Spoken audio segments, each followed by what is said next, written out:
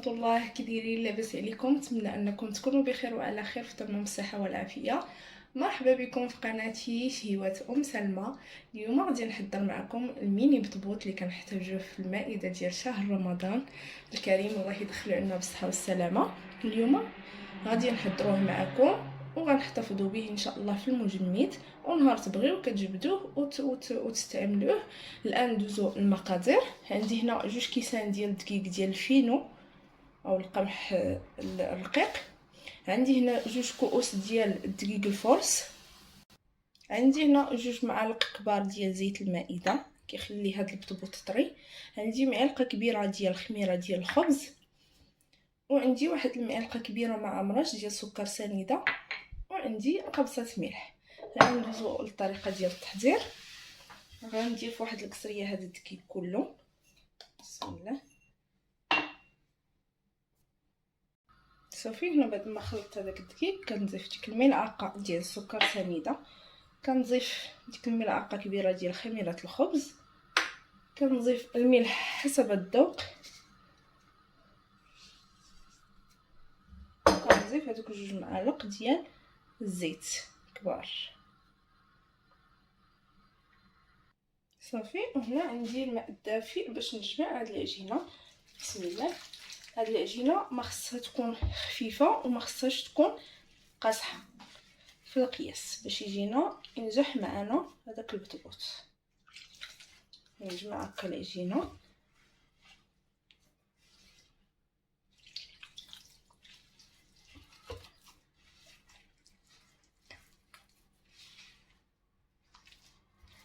بالنسبه اللي عنده العجانه يعجنوا في العجانه يدلكو مزيان، واللي ما عندوش راه هكا يدلكها باليد مده تاع 5 دقائق حتى 10 تاع الدقائق باش كيجي هاد العجينه ناجحه 100%.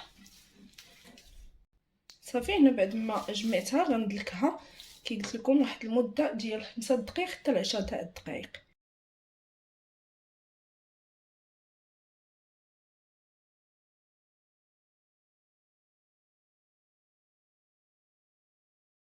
بعد ما دلكتها، شوفوا دلكتها مزيان.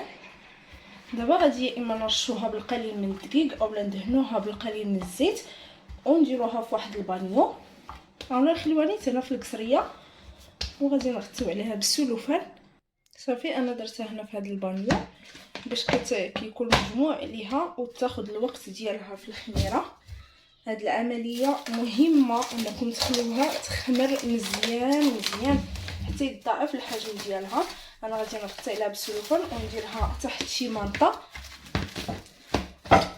باش تختمر ليا مزيان وينجح معكم هذا البطبوط. بعد ما تخمر ونرجع معكم ان شاء الله. وهنا بعد ما اختمرت العجينه شوفوا طلعت مزيان.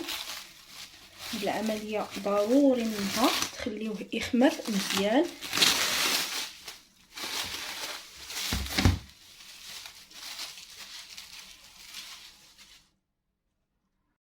صافي، دابا غادي نحيدها من هذا البانيو وغادي نديرها على سطح العمل. نرش شويه بالدقيق. من الاحسن ديروا الفورس ما ديروش القمح، لان القمح ملي داك الفينو اولا السميد الرقيق ملي كديروه في المقيله كيتحرق لكم كيخسر لكم التحميره ديال البطبوط. فانا كندير غير الفورس. دابا قسمته على 2. انا غندير الدقيق وندير الكويره الاولى. اللي بغى يدير هاد العمليه ديال كيطلق بالمدلك وكيدير بالطبع اولا ديروهم على شكل مطليعات صغيورين، ولكن هكا غياخذ الوقت بزاف، فانا كنطلقو غير بالمدلك. هذيك غادي نعاود نغطيها بداك السلوفان اللي حيدت باش ما تقروش. صافي، دابا غادي نرش سطح العمل بالفورس وغادي نبدا نطلقها. راه كتطلق دغيا لحقاش العجينه خامره مزيان ومطلوقه.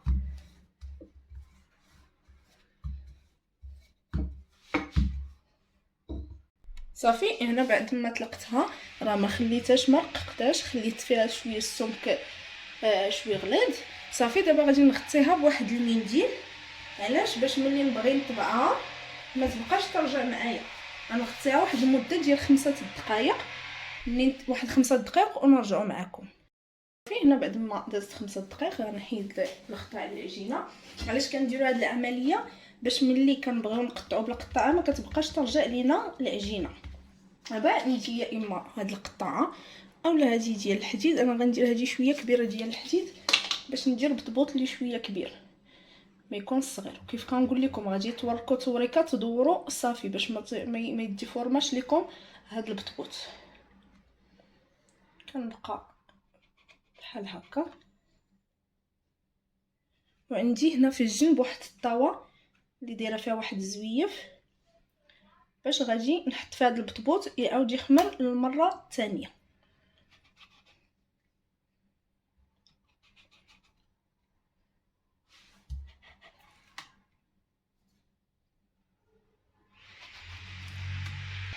صافي دابا غادي نبدا نهز في البطبوط. هادشي علاش قلت لكم ترشوا سطح العمل بالدقيق باش ما يلصقش لكم بحال هكا كيجي. صافي دابا غنحطو في هذيك الطاوه.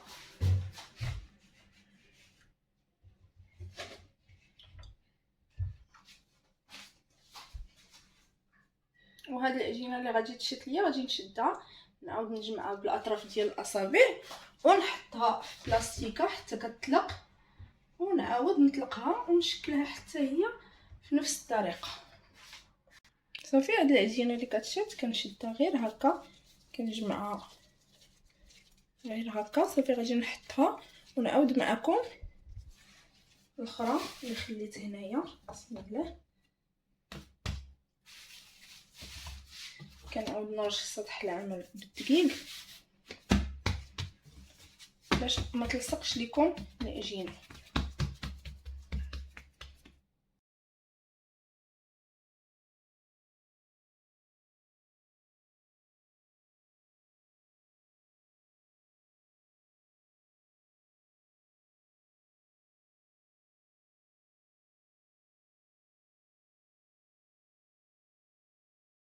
بعد ما كملت العمليه كلها درت في هاد الطاوه وهاد الطاوه. صافي دابا غادي نغطيهم ونخليهم ياخذوا وقتهم في المره الثانيه في الخميره. تقريبا كتاخذ معنا 10 دقائق حتى 15 دقيقه ونرجعوا معكم باش نطيبوهم. هنا درت المقيله باش تسخن. شوفوا هنايا البطبوط راه تنفخ. صافي غادي نحطو بشويه باش ما نخسرش فيه هذيك الخميره. ها هو حطيتو قريب ليا.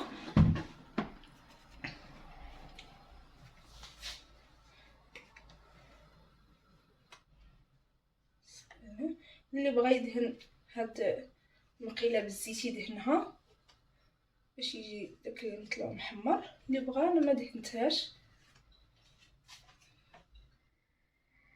صافي ما غادي نقلبهم حتى كيبان ليا شدوا راسهم وبداو بحال بيتنفخوا. عاد غادي نقلبهم. صافي هنا كيبان ليا بحال تنفخوا. غادي نقلبهم غير بشويه باش ما قلت لكم ما نخسرهمش. بسم الله.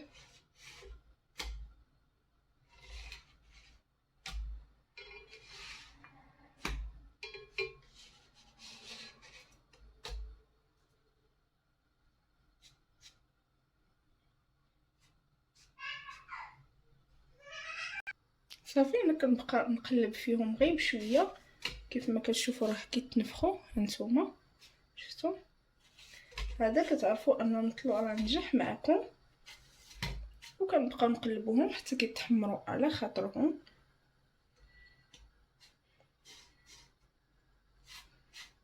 هذه شويه ملي بغيت نهزها تخشاو ليا صبيحاتي فيها مي ماشي مشكل.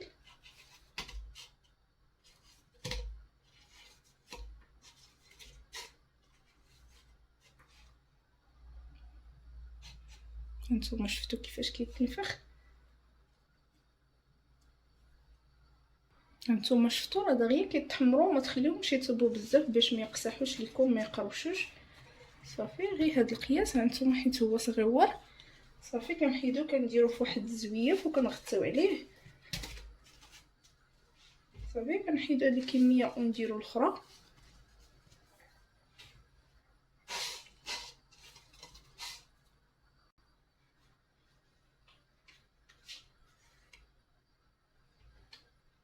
كنحطهم غير بشويه فوق المقلاة.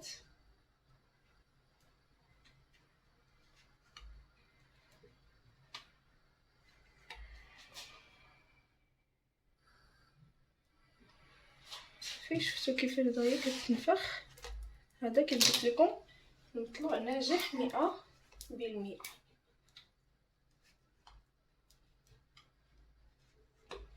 صافي كيبداو يتنفخوا هانتوما، وكنبقاو عاد نبداو نقلبوا فيهم.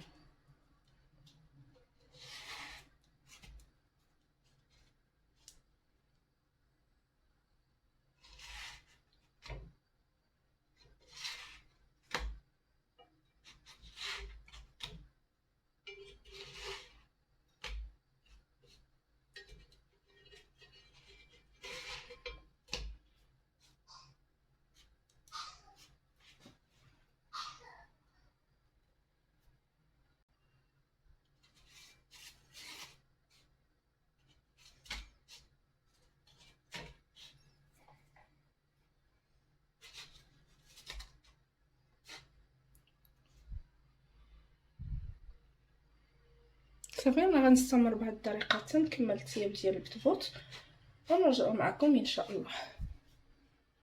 وهذا هو البتبوط بعد ما كملنا في الطياب. شوفوا كيفاش كيتنفخ وكيفاش كيجي من الوسط. غنقطع معكم وحده باش تشوفوا كيفاش كيجي. هانتوما يا اما كتقطعوه بموس او لا مقص.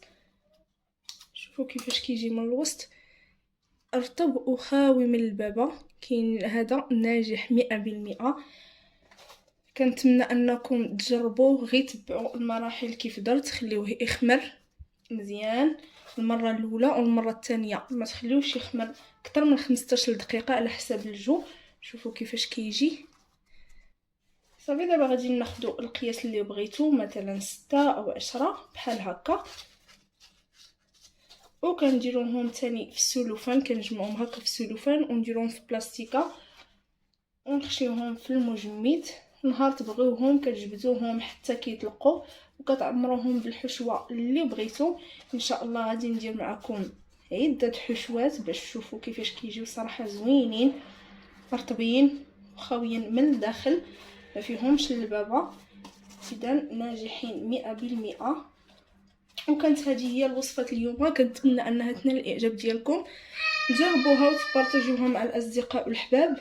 تدعموني بلي لايك وبالاشتراك وبالضغط على الجرس باش دائما يوصلكم الجديد ديال القناه ديالي. فرجه ممتعه، وان شاء الله الى وصفه اخرى وفيديو اخر. الى اللقاء.